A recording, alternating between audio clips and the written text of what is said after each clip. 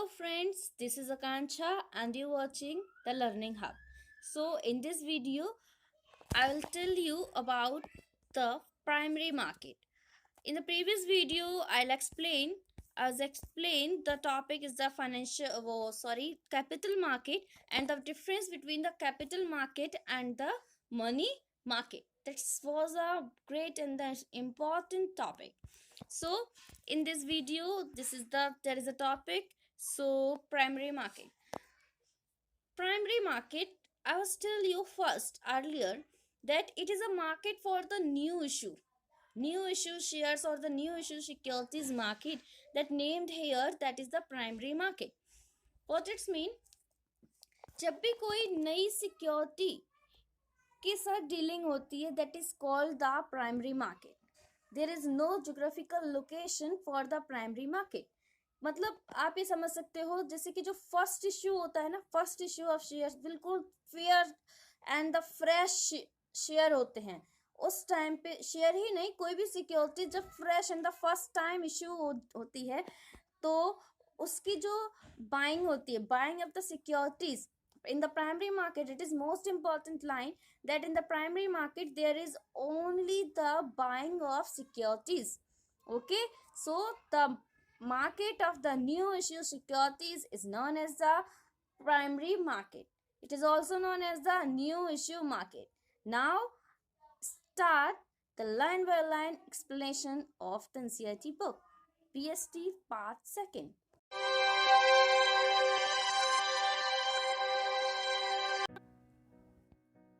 Now, the primary market is also known as the new issue market.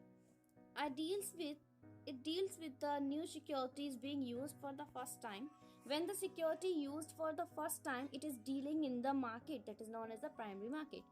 The essential function of the primary market is to facilitate the transfer of investable funds from the savers to the entrepreneurs. What it means?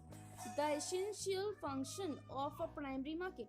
एक primary market का जो सबसे main function होता है is to facilitate the transfer of investable funds. Investable funds सबसे पहले तो investable funds क्या होता है? इन्वेस्टेबल फंड्स वो फंड होता है, एक ऐसा मनी, एक ऐसा फंड जो कि इन्वेस्टमेंट पर्पज के लिए ही कलेक्ट किया गया हो. ओके, मतलब कि जो भी हाउस होल्ड का जो भी सेविंग होती है उनको एक इन्वेस्टमेंट पर्पज के लिए कलेक्ट करना, that is known as the investible funds. From the savers to entrepreneurs seeking to establish new enterprise और to expand the existing ones. बोल रहे हैं, देखो फाइनेंशियल मार्केट का मेन फंक्शन यही होता है, mobilising the savings of the financial market and channelising them into most productive uses. That is the first function of the financial market. So primary market, in the primary market there is a mobilize of the investable funds from the savers to the entrepreneurs तक उन funds को provide कराना to expand their business, to expand their enterprises through the issue of the securities for the first time. For example,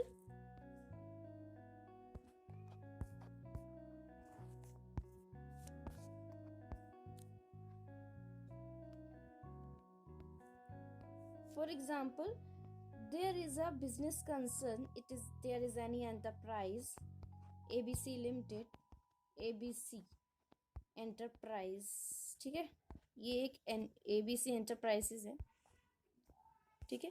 It issues their securities for the first time, the shares. Okay, these are known as the first new issue securities.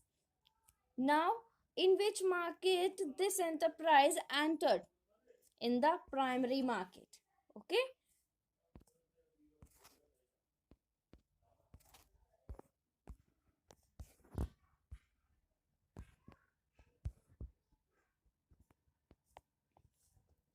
now the investors in this market are banks. मतलब कि आपको markets में जितने भी types के मैंने market बताए हैं अभी तक, मनी मार्केट हो या कैपिटल मार्केट हो, उसके बाद हमारा प्राइमरी मार्केट है और इसके बाद हमारा सेकेंडरी मार्केट होगा. इनमें आपको मेन इंपॉर्टेंट है कि व्हाट इज दिस, यानी है क्या वो मार्केट, किसमें वो डीलिंग करता है.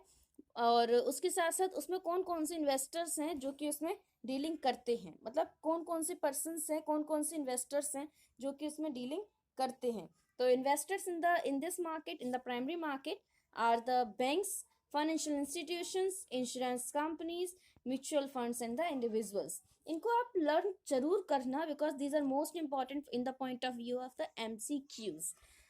MCQs के लिए बहुत इंपॉर्टेंट है, कई बार बहुत सारे ऑप्शंस दे दिए जाते हैं और पूछा जाता है कि कौन से इन्वेस्टर्स हैं in the primary market. So these are the banks, financial institutions, insurance companies, mutual funds and individuals. Again, investors in the primary market, these are banks, financial institutions, insurance companies and mutual funds and individuals. Now the company can raise capital to the primary market in the form of equity shares. अभी just मैंने बताया था कि केवल shares से dealing नहीं होती है, यहाँ पर shares, preference shares, debentures, loans, deposits, funds, okay. So equity shares, preference shares, debentures, loans and deposits. तो इसमें जो इंस्ट्रूमेंट्स हैं, instruments of the primary market, instruments में हमारे यही इंस्ट्रूमेंट हो जाएंगे, equity shares, preference shares, debentures, loans and deposits. Funds raised may be for setting up the new project. अच्छा, पहली बार जब न्यू शेयर्स को शूट किया जाता है तो उसके पीछे कुछ ना कुछ बड़ा पर्पस होता है, क्योंकि जो कंपनीज या कोई भी एंटरप्राइज होता है वो न्यू इश्यू ऑफ शेयर्स ऐसे ही नहीं करता है, उसका एक कोई ना कोई पर्पस होता है, हर एक मार्केट में उसका एक पर्पस लिखा जाता है। तो इसमें आप कोई भी न्यू कंसर्न का सेटिंग आप, फॉर एग्जांपल आपका जो रिलायंस जियो है, ठीक है, इस जब इसने जियो का सेटअप किया होगा तब इसने न्यू इशू किया होगा, है ना। इसने जब एक्सपेंशन, अभी लॉकडाउन में इसने 5G को अपनाया है। अब जियो 5G, उसके साथ साथ जियो किसान, जियो एग्रीकल्चर, बहुत सारे जियो स्कीम्स आ रही हैं और जियो एप्स भी आएंगे इसके बाद। तो ये कुछ नए concepts that you have to learn, okay. So diversification के लिए कर सकते हैं, मोडर्नाइजेशन के लिए कर सकते हैं of existing product and mergers and takeovers. Mergers मतलब कि अलग अलग प्रोजेक्ट्स को या फिर डिफरेंट कंपनी के साथ मर्ज अप कर देना, बाउंड अप कर लेना। एंड टेक ओवर्स का मतलब होता है दूसरी कंपनीज को खरीद लेना, जैसे कि आइडिया एंड वोडाफोन ने किया, है ना, एयरटेल एंड टेलीनोर ने किया, है ना, यूनिनोर टेलीनोर ये था, एयरटेल ने किया, एयरटेल ने यूनिनोर टेलीनोर को टेक ओवर कर लिया है।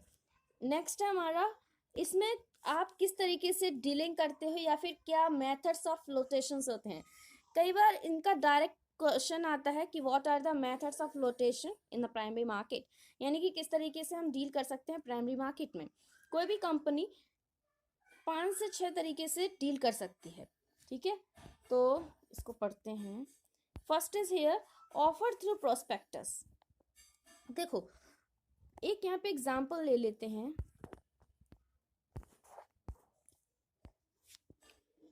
For example, this is your enterprise, the enterprise of the cosmetic creams, जो मेकअप क्रीम्स होती है ना, वो क्रीम्स, मेकअप क्रीम्स।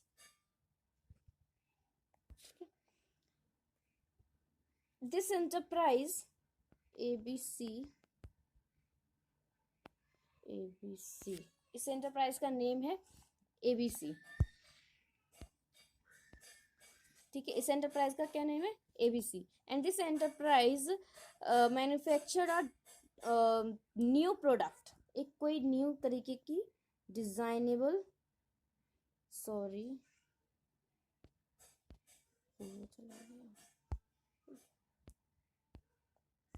एंटरप्राइज है, कॉस्मेटिक क्रीम्स की एंटरप्राइज है और इसका नाम है ABC। और ये इसने अलग तरीके की डिजाइनेबल पैकेज में एक क्रीम, कोई फेशियल मेकअप क्रीम का मैन्युफैक्चरिंग करता है, ठीक है। अब ये जो मेकअप क्रीम है इसको मार्केट में इंट्रोड्यूस करने के लिए क्या करेगा, some advertisement, in the newspaper, in the magazines और इन द टीवी, ठीक है ना। और कुछ जो बड़े बड़े पोस्टर्स होते हैं उनको भी ये प्रिंट आउट करवा सकता है। तो दीज आर द, जैसे कि ABC limited, the makeup creams, तो जिसको चाहिए होगी या फिर जो इसमें इंटरेस्टेड होगा वो भी इसे पढ़ेगा, और जो इंटरेस्टेड नहीं होगा वो भी इसे पढ़ेगा, because these are the big, there are the big posters in the different types of the choraha, different types of the concern, different type of the tinko. Okay, so same as in the financial market, in the primary market there is a prospectus like of the document in this, the name of the company, the name of the investors and the price of the shares, ठीक है। इसमें shares के बारे में या जो भी आप सिक्योरिटीज डीलिंग करना चाहते हो उन सब के बारे में पूरी जानकारी होती है, ठीक है। जितनी भी इंफॉर्मेशन है उस सिक्योरिटीज के बारे में इस प्रोस्पेक्टस में होती है। अब ये जो प्रोस्पेक्टस है, इस प्रोस्पेक्टस को, ये एक प्रोस्पेक्टस है जो कि पब्लिक सब्सक्रिप्शन के लिए होता है। जैसे कि एडवर्टीजमेंट होता है वो पब्लिकली होता है, प्राइवेट नहीं होता है। कोई कोई एडवर्टीजमेंट प्राइवेट हो जाते हैं, लेकिन जनरली जो एडवर्टीजमेंट्स होते हैं वो पब्लिकली होते हैं। तो ऐसे ही ये प्रोस्पेक्टस होता है जो कि कुछ न्यूज़पेपर्स या मैगजीन्स में कंपनीज अपना ये छपवा देती हैं, जिससे कि जो भी इंटरेस्टेड या पोटेंशियल इन्वेस्टर्स होते हैं वो इसमें सब्सक्राइब करें। ओके, चलो नेक्स्ट पढ़ते हैं कि इसमें क्या लिखा है। Offer through prospectus is the most popular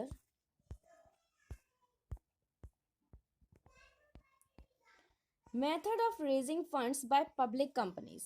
public companies के थ्रू, मतलब जो पब्लिक कंपनीज होती हैं प्राइमरी मार्केट में एंटर करते तो वो फंड्स को रेज करती हैं किसके through? Offer through prospectus. This involves inviting subscription from the public through issue of prospectus. Prospectus के थ्रू वो पब्लिक से इनवाइटिंग करते क्या? सब्सक्रिप्शन। यही मैंने बताया था। A prospectus makes a direct appeal to the investors. Investors को एक डायरेक्ट अपील देती है क्या? Prospectus. A prospectus make a direct appeal, एक डायरेक्ट अपील प्रोवाइड कराती है to the investors to raise capital through an advertisement in newspaper and magazines. Newspaper and magazines में या एडवर्टीजमेंट के थ्रू ये डायरेक्ट अपील करती है to raise the funds from the public. Okay, the issue may be underwritten and also be required to be listed at least one stock exchange। मतलब कि जो भी इश्यूज हैं, ठीक है, जो भी आपकी सिक्योरिटीज हैं वो कम से कम एक बार स्टॉक एक्सचेंज में लिस्टेड होनी चाहिए। ये इनकी कंडीशन है, बहुत इंपॉर्टेंट है ये। The issues may be underwritten and also are required to be listed at least one stock exchange. The contents of the prospectus have to be in the accordance with the provisions of Companies Act and SEBI disclosure and investors protection guidelines। लिखा है जो भी contents है, जो prospectus में जो भी आप कंटेंट प्रोवाइड कराओगे वो कंपनीज एक्ट एंड सेबी के डिस्क्लोजर, यानी जो सेबी की गाइडलाइंस है और जो इन्वेस्टर प्रोटेक्शन एक्ट्स हैं उनके अकॉर्डिंग ही आपको प्रोवाइड कराना है, ठीक है। आप उसमें मिनिमम सब्सक्रिप्शन के हिसाब से प्रोवाइड करा सकते हो। उसमें मिनिमम सब्सक्रिप्शन का एक नोटेड डाउन, जैसे सेबी का मिनिमम सब्सक्रिप्शन है कि 90% मिनिमम सब्सक्रिप्शन होना चाहिए, तभी आप आगे बढ़ सकते हो, ठीक है ना। तो इस तरीके के कुछ डिस्क्लोजर्स हैं, कुछ कंपनीज एक्ट के डिस्क्लोजर्स हैं, तो उनके अकॉर्डिंग में आपको उस प्रोस्पेक्टस को इश्यूज या डायरेक्ट अपील से आप कर सकते हो। So this is the first method of flotation, that is offer through prospectus. Next, offer for cell. Offer for sale में एक डायरेक्ट सेल होती है कुछ स्टॉक ब्रोकर्स को, जो कि आपसे ले, एक स्टॉक ब्रोकर्स एक तरीके के मीडिएटरीज होते हैं जो कि आप कंपनी से शेयर्स लेके जनरल पब्लिक तक पहुंचाते हैं, ठीक है। So under this method the securities are not issued directly to the public. Directly public को नहीं दे रहे, जैसे कि ऑफर थ्रू प्रोस्पेक्टस, प्रोस्पेक्टस के थ्रू पब्लिक को डायरेक्टली प्रोवाइड करा रहे हैं, ठीक है। प्रोस्पेक्टस इस तरीके से होता है तो जो भी पब्लिक पढ़ती है उसको सब्सक्राइब करती है। लेकिन ऑफर फॉर सेल में but or offer for sale through the intermediaries, कुछ इंटरमीडियरीज जैसे कि कोई इश्यूइंग हाउसेज, शेर खां एक स्टॉक ब्रोकर्स है, है ना। और एक और है, कौन सा है,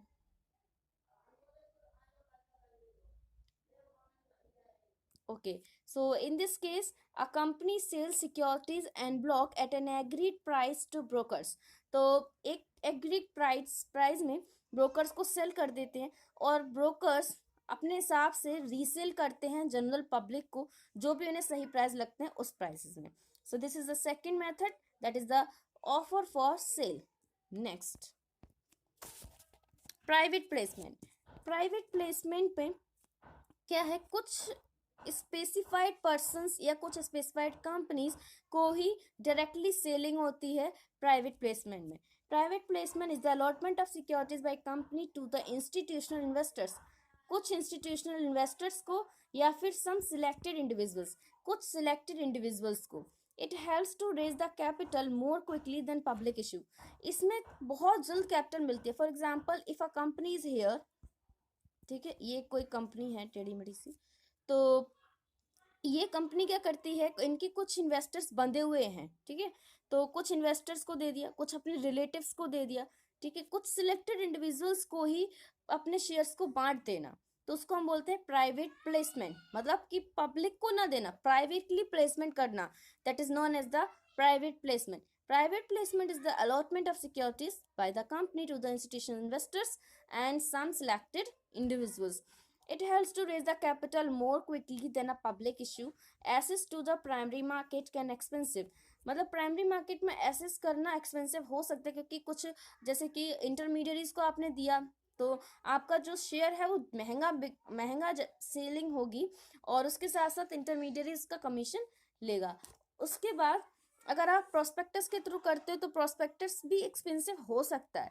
कई बार जो एडवर्टीजमेंट बड़ी बड़ी कंपनीज प्रोस्पेक्टस जारी करते हैं तो उनका कुछ गाइडलाइंस होती हैं, तो इन सब से बचने के लिए एक प्राइवेट प्लेसमेंट एक ऑप्शन होता है, जिसके थ्रू आप कुछ सिलेक्टेड इंडिविजुअल्स को एंड इन इंस्टीट्यूशन इन्वेस्टर्स को अपने शेयर्स को अलॉटेड कर सकते हो. नेक्स्ट है, on account of the various mandatory and non mandatory expenses. कुछ मैंडेटरी कुछ नॉन मैंडेटरी एक्सपेंसेस से बचने के लिए private placement is the best option. Some companies therefore can not afford a public issue and choose to use the private placement. कुछ companies ऐसी होती हैं जो कि पब्लिक इश्यूज नहीं अफोर्ड कर पाते हैं, तो वो प्राइवेट प्लेसमेंट करती हैं. कॉमन चीजें हैं. नेक्स्ट है राइट इशू.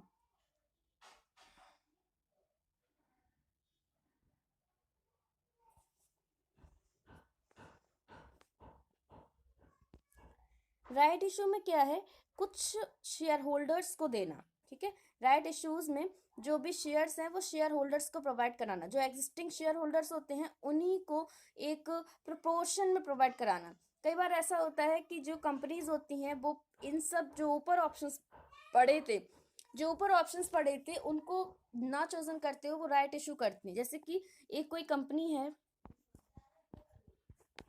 ठीक है, और उनके कुछ एग्जिस्टिंग शेयर होल्डर्स हैं, और उसने इस कंपनी ने न्यू शेयर्स को रेज्ड किया है, ठीक है, फॉर द न्यू कैपिटल. तो इसने कहा कि जिसके पास 5 शेयर्स हैं, फॉर एग्जांपल जिसके पास 50 शेयर्स हैं, तो वो 5 शेयर्स उसको लेने पड़ेंगे, ठीक है ना. 50 शेयर्स वाले को 5 शेयर्स देंगे. एक तो हमें ज़्यादा जो है ना एक्सपेंसिव नहीं होगा इसमें, क्योंकि प्रोस्पेक्टस वगैरह नहीं होंगे. उसके साथ साथ हमारे जो शेयर होल्डर्स हैं वो बने रहेंगे, ठीक है, वो कहीं भागेंगे नहीं. तो 50 वालों को 5 दे रहे हैं, तो जिसके पास 100 होंगे वो 10 लेंगे. इस तरीके से राइट इशू एक प्रोपोर्शन में किया जाता है. नेक्स्ट हम देख लेते हैं कि इसमें क्या लिखा है. This is the privilege given to the existing share holder. एक तरीके प्रिविलेज मीन्स टू से एक special right. What is it? Privilege means to say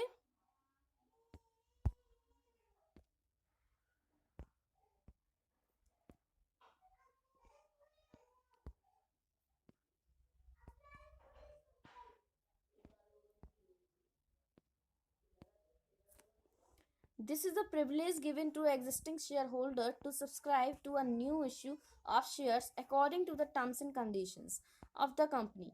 The shareholders इसमें लिखा है कि एक ऐसा स्पेशल राइट जो कि share holders, existing share holders को ही दिया जाता है, to subscribe the new issue of shares according to the terms and condition. एक टर्म्स एंड कंडीशंस के थ्रू न्यू इश्यू शेयर्स, जो नए शेयर्स होते हैं उनको सब्सक्राइब करने में।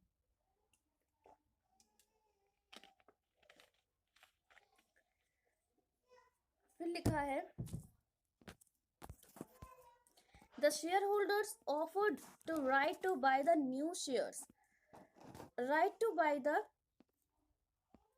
right to buy the new shares in proportion to the number of shares that already possess। जैसे कि मैंने अभी बताया था कि 50 वालों को 5 शेयर्स प्रोवाइड कराने हैं, तो यानी कि right two by the new shares, एक तो न्यू शेयर्स वो बाई कर रहे हैं, उसके साथ साथ in proportion to the number of shares that already possess, उनके पास जो ऑलरेडी हैं उनके प्रपोर्शन में उनको मैं प्रोवाइड करा रही हूँ न्यू शेयर्स। तो this is the right issue. बहुत सारी कंपनीज हैं जो इसको जो है ना परफॉर्म करती हैं, जो इसको अलर्ट करती हैं। नेक्स्ट हमारा है ई आई पी ओज। अभी तो यही चल रहा है, ई आई पी ओ चल रहा है। तो ई आई पी ओज एक electronic online system of stock exchange है, मतलब प्राइमरी मार्केट में सेकेंडरी मार्केट का एक इंस्ट्रूमेंट है, ये समझो आप। एक इंस्ट्रूमेंट नहीं, एक इंस्ट्रूमेंट है जो कि सेकेंडरी मार्केट से रिलेट करता है। Online system of the stock exchange for the primary issue और the new issue of securities, it is known as the E I P Os. E I P ओज का full form होता है electronic initial public offers. ठीक है, initial public offers, यानी कि first issue के लिए आपको इलेक्ट्रॉनिक वे यानी कि एक ऑनलाइन सिस्टम मिल रहा है। A company passes to the issue capital to the public through the online system। एक ऑनलाइन सिस्टम से कंपनी अपनी कैपिटल को परचेज कर सकती है of the stock exchange, has to enter to an agreement with the stock exchange. This is called as the IPO. SEBI registered brokers, इसमें जो brokers work करते हैं they must be registered with the SEBI and has to be appointed for the purpose to accepting the applications and placing the orders with the company। Company के जो भी orders हैं और जो भी एप्लीकेशंस हैं उनको एक्सेप्ट करना by the SEBI registered brokers. This is most important, बहुत इंपॉर्टेंट है, इस बार मेरे हिसाब से ये जरूर पूछा जाएगा। A company proposing to issue capital to the public through the online system of stock exchange has to enter to an agreement with the stock exchange। This is called as the initial public offer. इसमें आपको केवल इतना याद रखना है, first issues के लिए online system of stock exchange provide कराना initial public offers, it is known as the E I P O. ठीक है, और इसमें जो भी ब्रोकर्स वर्क करते हैं वो हमारे होते हैं कौन, सेबी रजिस्टर्ड ब्रोकर्स। अब क्या बोल रहे हैं, the issuer company should also appoint a registrar to the issue having the electronic connectivity with the exchange। लिखा है जो भी इश्यूअर कंपनी है वो हमारी कनेक्टिव होनी चाहिए with the exchange. With the exchange मतलब कि स्टॉक एक्सचेंज से कनेक्टिव होनी चाहिए। The issuer company can apply for the listing of the securities on any exchange others। What it mean? The issuer company can apply for the listing of it securities, मतलब कि जो भी securities ने listed की हैं उनके लिए वो अप्लाई करे on any exchange other than exchange through which it has offered it's securities, मतलब कि वो खुद भी उसके लिए अप्लाई कर सकती है। ठीक है, the lead manager coordinate all the activities, the lead manager coordinate all the activities amongst intermediaries connected with the issue, और उन्हीं इंटरमीडियरीज को करते हैं जो कि सेबी रजिस्टर्ड होते हैं और उनसे इश्यूज से कनेक्टेड होते हैं।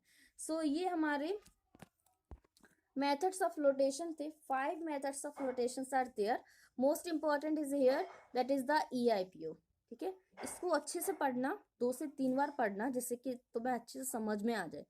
आपको इस सब्जेक्ट को ऐसे पढ़ना है that is the real life. ठीक है, तो ई आई पी ओ भी चल भी रहा है, तो a company proposing the new issue capital. Next, in the next video I'm telling you about the topic that is the secondary market। This is a big topic and the most important topic। what is the secondary market. Must watch the next video also. So thanks for watching. Baby, don't worry.